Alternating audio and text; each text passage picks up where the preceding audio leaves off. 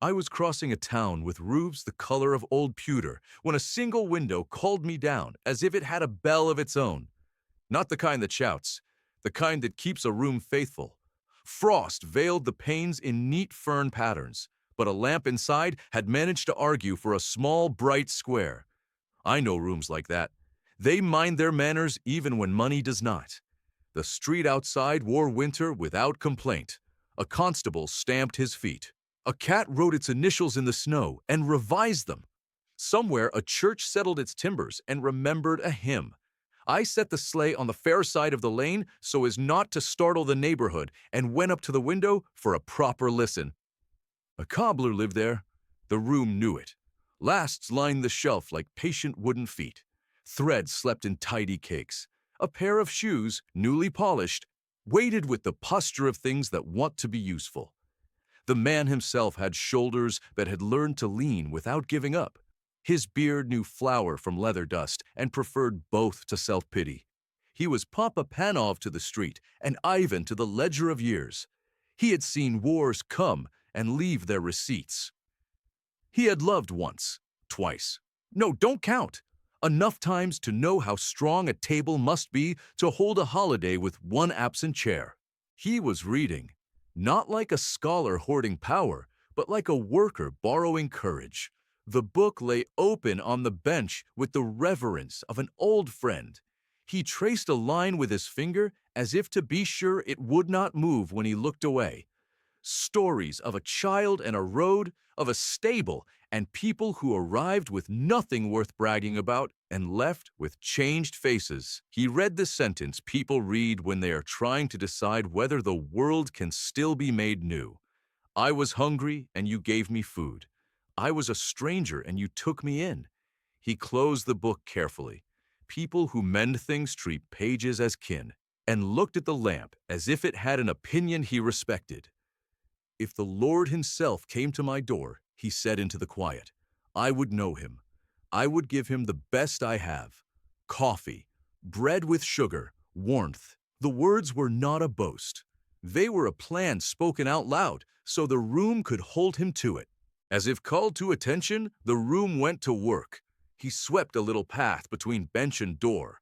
He set the kettle on like a man summoning courage without ceremony.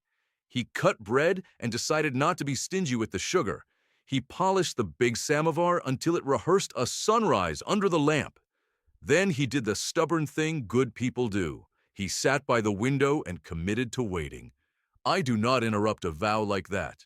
I am an assistant to mornings, not a broker of visitations. I stood by the hinge of the world and watched the street try to make a case for ordinary life.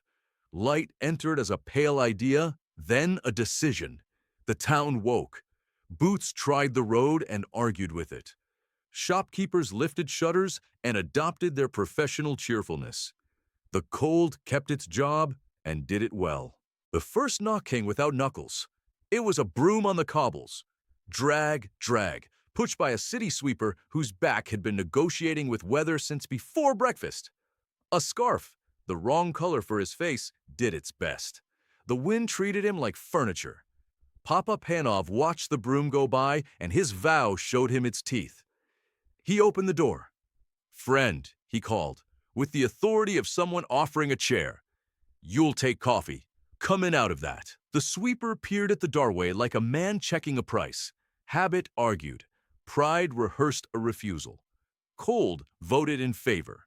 He came in and did that careful thing cold men do, holding his hands mere warmth as if it were a loan that might be recalled.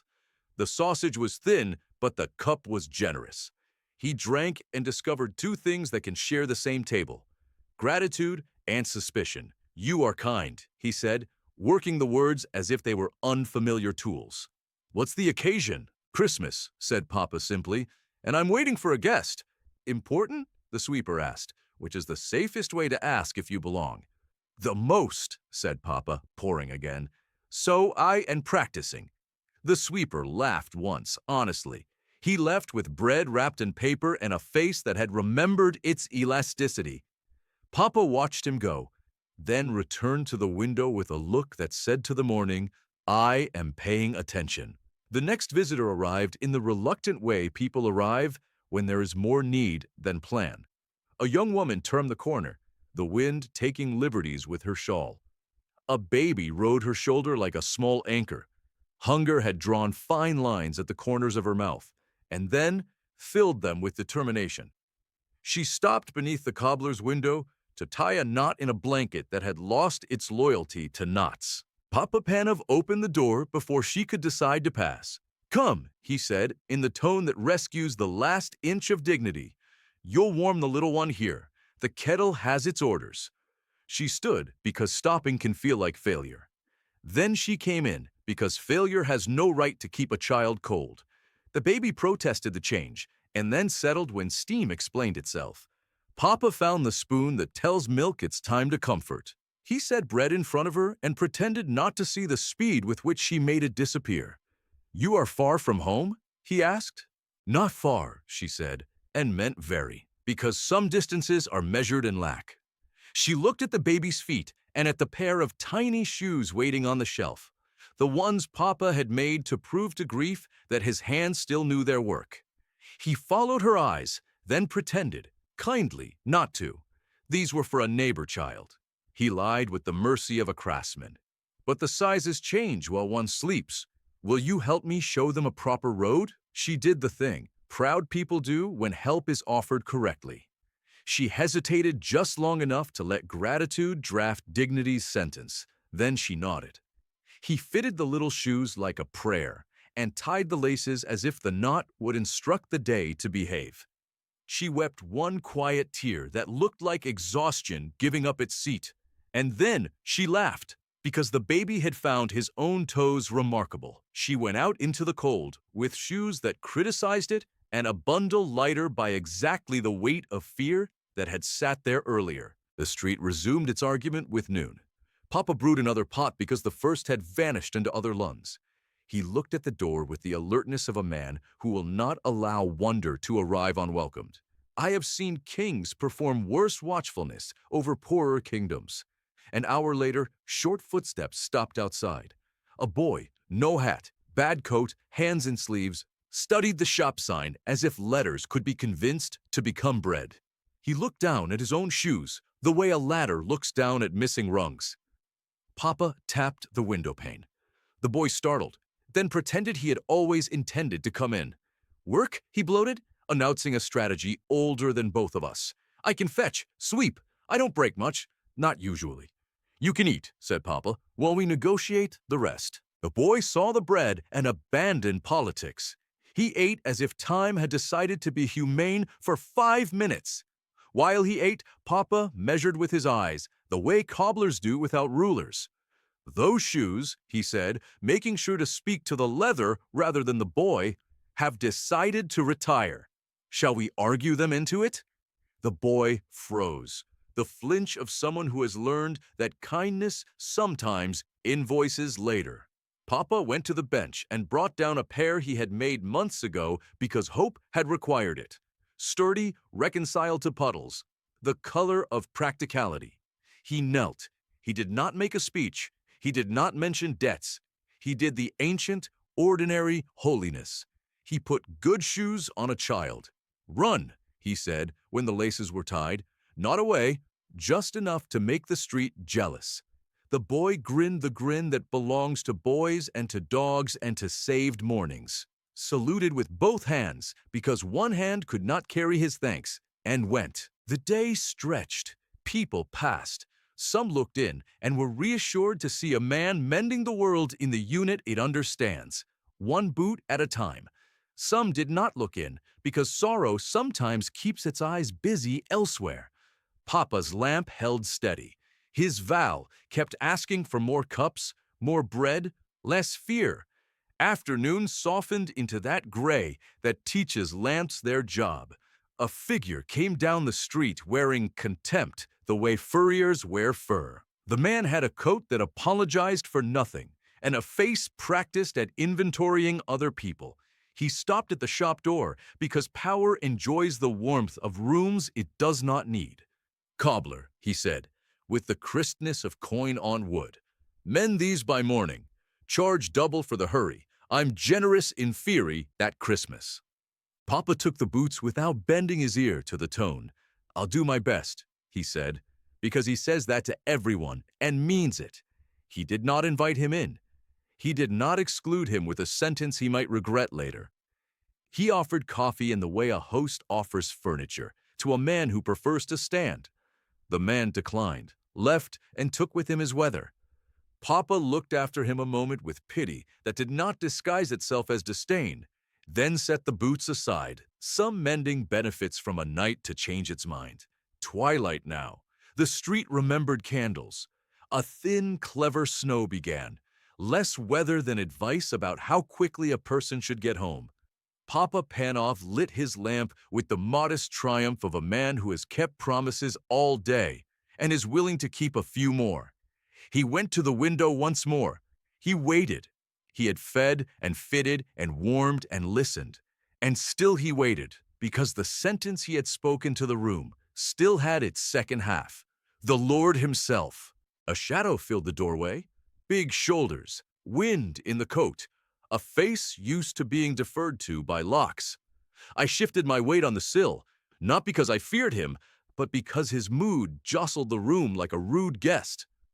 He took off his hat without being asked, which is how you could tell there was a man still present inside all that bluster.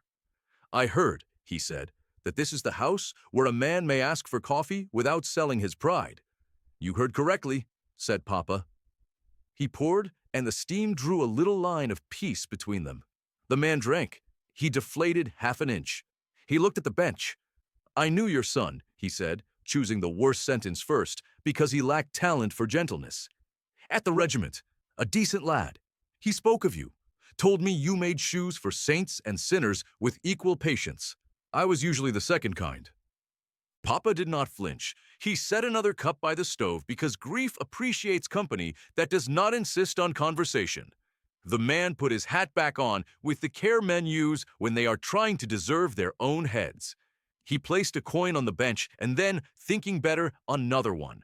All the delicacy of a bear learning the steps to a waltz, and went into the snow, looking less certain about what strong means. Evening settled like a shawl that had been folded neatly and laid across the town's shoulders. Papa's lamp kept its little kingdom brave.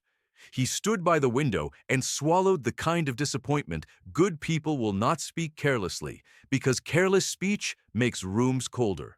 Lord, he said, with the economy of a craftsman, I thought you'd come. I would have stepped inside then with a flourish and a story. But that is not how these lessons instruct. The room had already been taught. It only needed to be told. The door eased as if by its own will. The sweeper put his head in without entering, the way a man checks to see whether kindness had been a temporary miracle. The coffee, he said, did me all day. I thought you should know. He vanished again, embarrassed to have said so much. The young mother passed, a sleep child in her arms, and the little shoes keeping her from weeping in public. She did not knock. She did not need to. She looked up at the window, the way one says thank you to a lighthouse, and kept going. The boy ran down the street, discovered he could stop without falling, and gave the window a conspirator's grin. Behind him, the wealthy man paused at the corner, removed his gloves, and warmed his hands over a brazier where the poor gather. He looked surprised to discover his hands were still his. And then the room changed, not with spectacle, but with recognition. Papa Panov sat, and in the chair opposite, no shadow, no thunder, he saw, not with the eye, but with the part that knows when a thing is true, the faces he had welcomed assembled into one. A child whose lips tilt toward bread, a traveler whose cloak smells of stable and star, someone who knocks and prefers to be let in without titles. No voice spoke aloud, but a sentence crossed the room and made the lamp steady itself. I came, it said, in the accent of everyone Papa had served, every time you opened the door. He did not weep like a hero. He did the quiet things saints and cobblers share. He rested his hands on the bench and let the lesson enter his bones. He poured one more cup of coffee and set it near the empty chair, because gratitude likes to be particular. Then he rose, banked the stove, and wrote a list on a spare bit of paper. More flour, more thread, 2 pairs for the little ones on Grisham Lane, and ask after the sweeper's back. It is how vows learn to live past midnight. I left a small parcel on his sill. Not gold. He has no use for metal that does not become something. Not frankincense. His shop already smells correctly of leather, soap, and coffee. Myrrh? Please, no. I left a new awl, smooth, strong, a handle that will not blister his hand, and a jar of polish that knows how to flatter hard work without making it vain. I tucked a card inside the wrappings. It said only, "Keep the chair by the door." Outside, the town practiced its Christmas, some clumsily, some beautifully, many sincerely, a few loudly. The reindeer shook their collars once and made the kind of sound bells make when they have witnessed the right work and intend to keep it company. I took the high road out, the one that lets you see all the small lamps at once. Each looked like a period at the end of a good sentence. If you come to a year when the book opens and asks for proof, remember that room. Don't wait for trumpets. Keep the kettle ready. Put bread where it can be divided without fuss. Fit shoes to feet with the respect feet deserve. Make a chair near the door and teach it to expect company. If God wants a grand entrance, God knows where the cathedrals are. If God wants supper, God will find your table. Merry Christmas from Mullane, where vows are kept 1 cup at a time. May your window be plain and bright. May your tools be honest. May your day be interrupted by exactly the right knocks. And may you hear the sentence every craftsman lives for. I came every time you opened.